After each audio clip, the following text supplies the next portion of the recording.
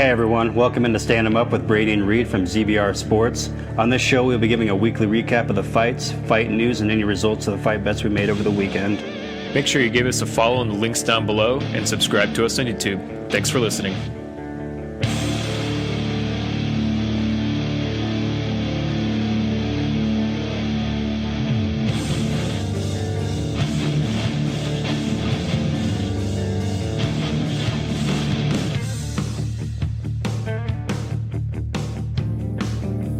Hey everyone, welcome into Stand 'em Up with Reed and Brady.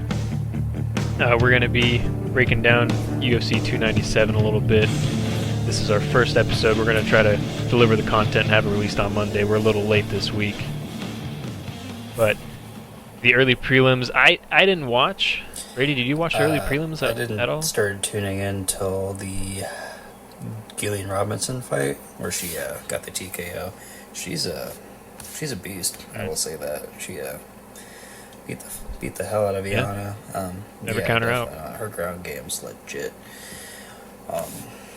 And she's Canadian, so she got a hometown victory for the crowd. So the crowd was crazy.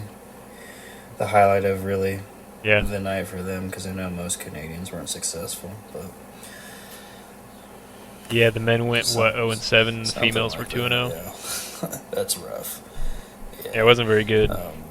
Another prelim fight that was pretty competitive was that City and Tavares fight. That was a back and forth. A lot of people thought maybe I should have went the other way. It was pretty close. I mean, I would have been mad at either way, but Yep. Yeah, it's not one I caught. I don't think I started watching until about Brad Katona and Garrett Armfield. I was a bit busy. I did make picks on all the fights, and it was terrible. I was 3 for 9. And, the first one I got right was Jasmine on the early prelim. She by absolutely the way, just... on that one, like, the fight statistics on that were insane. Like I'm looking at it. Yeah. She landed 326 at 398. What percentage? That is ridiculous. That's almost like a 90%. Yeah. That woman... Yeah, that above woman 80 has for sure. CTE for sure. God. Oh yeah, because don't forget the Shevchenko fight. Just about the same thing. That was the Mario Yamasaki fight. That wasn't his last one in the UFC. I think so. I can't remember, but I think that dude's actually reffing again in some organization. Yeah, good for him, I guess. Yeah, he finally went through they made him go through training. But yeah, show me your warrior spirit. Back to reffing. Oh man, but prelims, that was about all I caught there. So we could dive into the main card. And first I want to kick it off, which I don't know why it was heavily criticized, the Arnold Allen Evil fight. I thought it was pretty competitive, pretty back and forth. Yeah. I didn't see anything wrong with Dana saying he's got to answer the fans or something along the lines of that. What do you mean? Both fighters are bloody. Yeah, I thought it was a banger of a fight. Those are two high-level featherweights going at it. Come on. I don't know what we're talking about. But I enjoyed that fight. Probably one of the better fights on this. Yeah, I thought it was a great fight. To be honest. Yeah. So. Yeah, it almost felt like they got worse as it went. Yeah, Chris Curtis and the that one was very good. Yeah, it was solid. Split decision, but that was one of the few I picked right. I don't like picking against Chris. Arnold Allen a little on a skid now, since losing to Holloway in the fight we attended in Kansas City. But featherweight's really stacked, and it's really hard to win. Especially when you got killers like that. Yeah, I picked Allen. I thought his takedown defense would be good enough and he could get it done. But, Mufsar's he's a problem. Yeah. I'm excited to watch him fight top in the division and really get challenged. I think he could definitely be champ. Maybe. I think he's probably going to run into some problems with, if he fought Ilya, I think it's a bad matchup for him, just because how good he is, but Oh, yeah. on the ground. But I don't know, I'm just really a fanboy of Ilya, so I think he's gonna be champ. We can move on to the. Oh yeah, I think he definitely loses to Ilya, so that we agree on. We can move on to the Chris Curtis and Burial? Is that how you pronounce it? Burial. Mark Yeah. Andre. Pretty back and forth fight. It was, I guess one judge had it 29-28 for Burial, but yeah, I kind of thought Chris Curtis slightly edged him out on each round. I mean, the first round was close, I think, but yeah.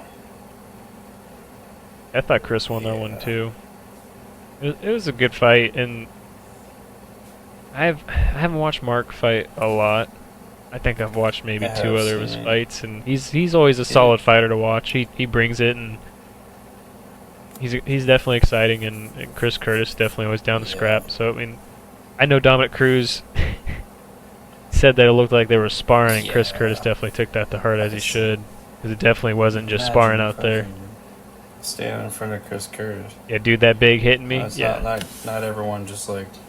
he's a does solid what dude. The fucking the footwork that Dominic Cruz does to evade punches, like this isn't, bantamweight. We're not running around, but like I'm at, yeah, they don't hit like middleweights, bro. That's I mean 35 Yeah, is crap. it's different. but Middleweights fucking send you the shadow realm. Yeah, that's a Dominic Cruz commentary for you. That's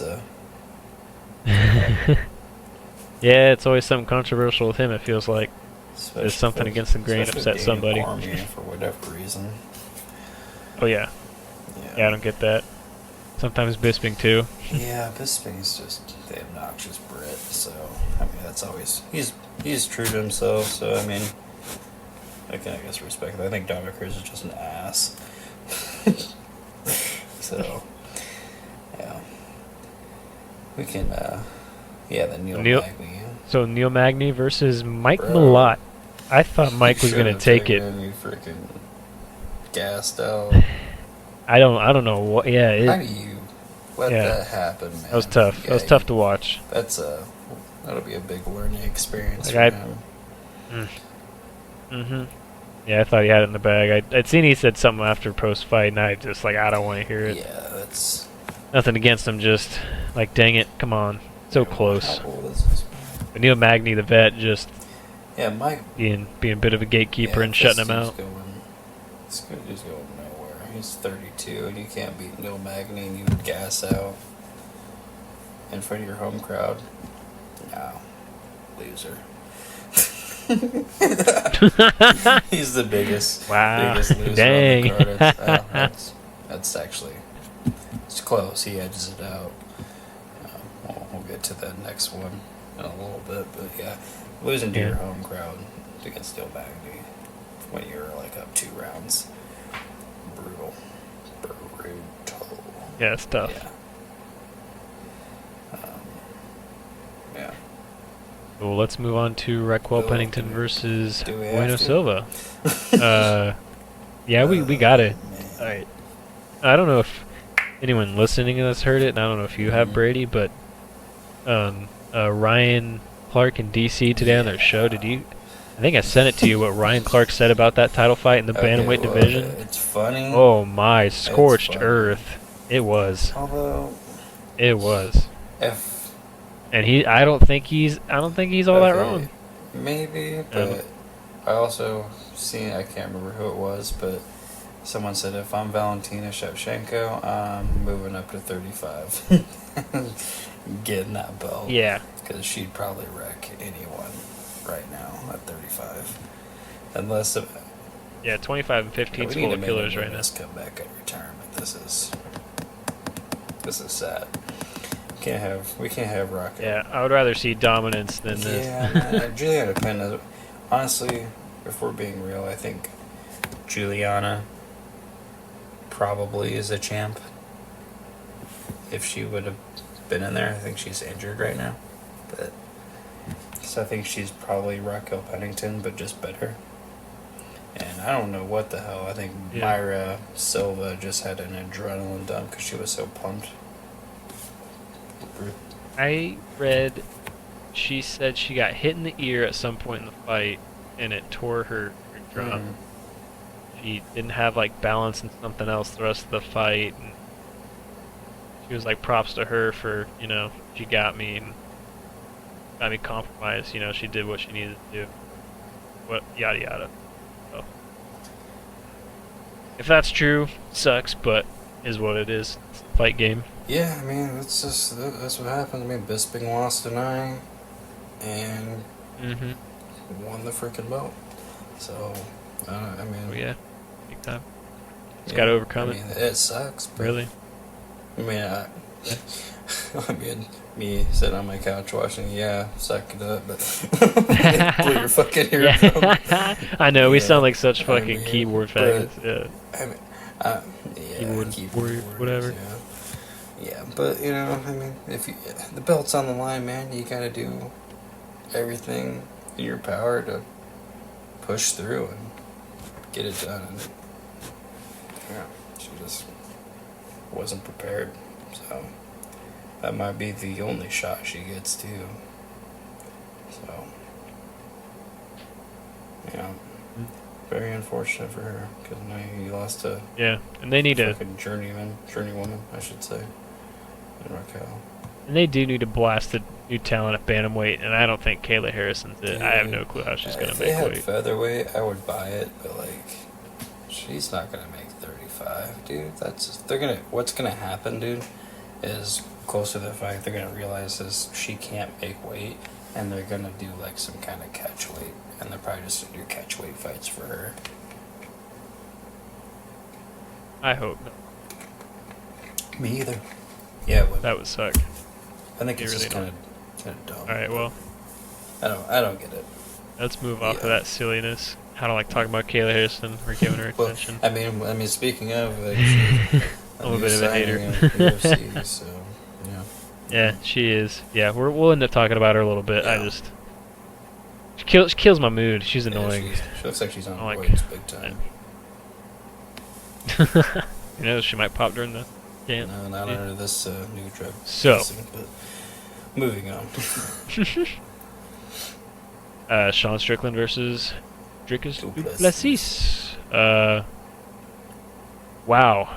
I mean, had it 2-2 going into the fifth, and kind of I felt like Sean won, and I feel a lot of people felt that way. And looking back at it and the statistics and everything in the fight, you know, Duplessis did nothing really with the control time. Didn't do a whole lot. Got some takedowns, big whoop.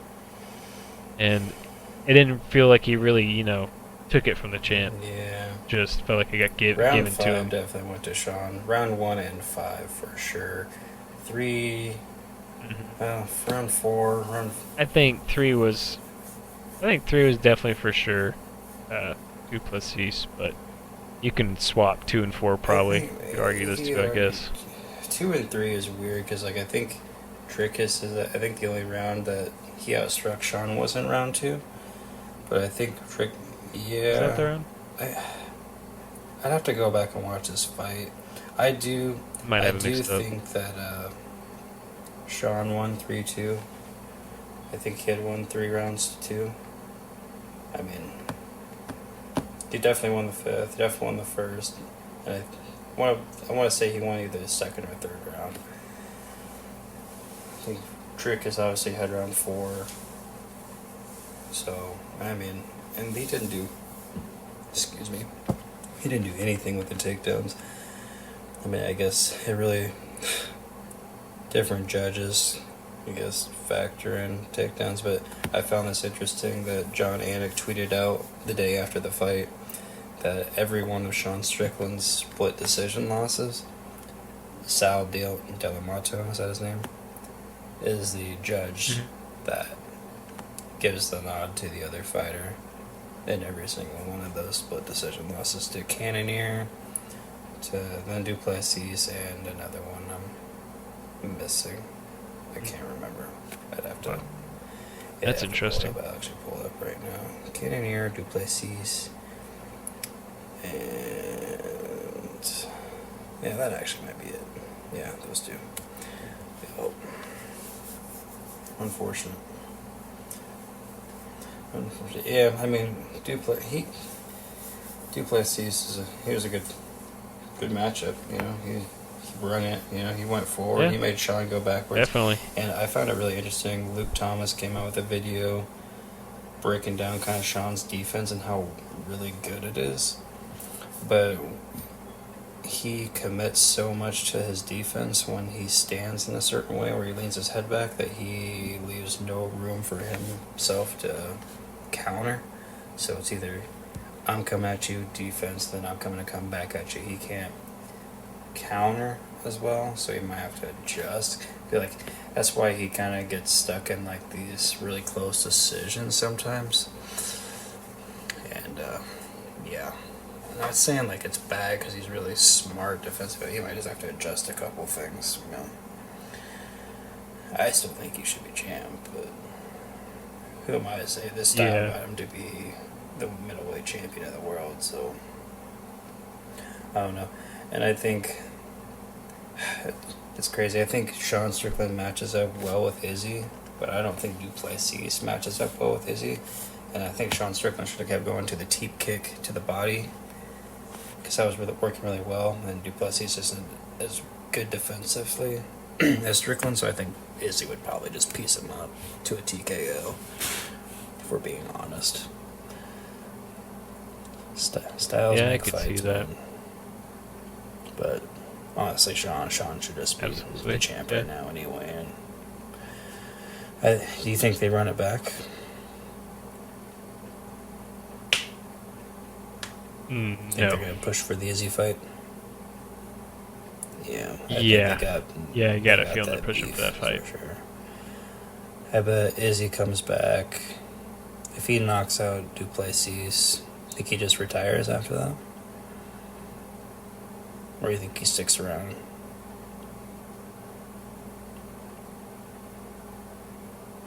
I don't know. Because he's getting up there in age. Maybe not too old. I'd have to actually check. Izzy Adesanya. He's 34. Maybe 35 this summer. If he beats Duplessis, don't think he rides into the sunset. I think he wants to avenge Strickland's loss and then ride off into the sunset. Potentially. Yeah. Potentially. Or one more chance at double status, maybe, depending on champ. Yeah, I could also just see him coming back and fighting Pereira, but I think they were gonna I think they were targeting Jamal Hill later this year, which it should be, but that remains to be seen. But yeah, that's really all I have to add to the main event there. That's 297 wrapped up. Yep, Yeah. next week UFC Fight Night, Dolidze versus Imavov. Should be pretty solid. Not Yeah, too I bad think of a the card. co-main's probably my favorite. Moicano and Dober. Yeah. Solid fights all around. I'm a pretty big Dober fan, yeah. It's gonna be a good the one, big yeah. one next month for 298. Volkanovski and Dupree should be a banger. Yeah. So anything else you want to really add to? No, I'm excited to get this first episode uploaded. I know it's gonna be super late. We should start having these out at a decent time on Mondays. I think I don't have too much to add. Just the next one's just be more consistent for sure. putting these I think out. the next one's on February 3rd, so we have this weekend off. So should have that episode the following Monday, like you said. So for it on the 5th. And yeah, that does it for standing up. And thank you guys for tuning in. All right. See you guys later.